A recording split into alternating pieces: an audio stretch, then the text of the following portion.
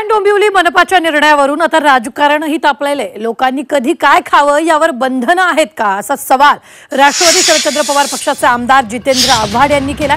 तर स्वातंत्र्य दिनी स्वतंत्र हिरावणार का असा सवालही आव्हाडांनी केला। तर चिकन खायचं नाही हे सांगणारे आयुक्त कोण असा प्रश्न शिवसेना उद्धव बाळासाहेब ठाकरे पक्षाचे आमदार आदित्य ठाकरेंनी केला। संबंधित आयुक्तांना निलंबित करण्याची मागणी आदित्य ठाकरेंनी केली।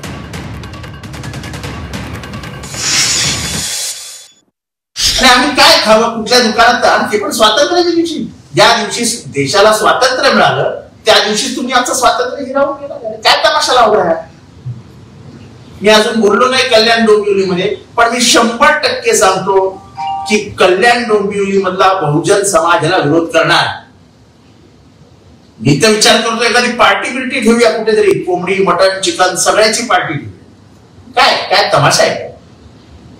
आणि मग एवढंच जर महाराष्ट्र शासनाला अशा पिल्लू सोडायचे आहेत तर महाराष्ट्र शासनाने जाहीर करावं ना की अमुक अमुक दिवशी महाराष्ट्रात मटण मांस काय जे खायचं नाही।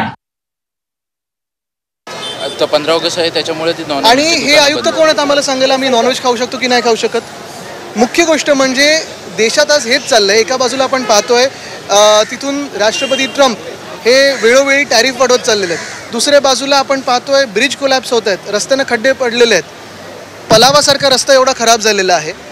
रस्त्यांची परिस्थिती बिकट असताना हे जे कोणी आयुक्त आहेत त्यांना तर सस्पेंड केलं पाहिजे की लोकांना काय खायचं आणि काय नाही खायचं सांगण्यासाठी आणि नॉनव्हेज बंद करण्यासाठी।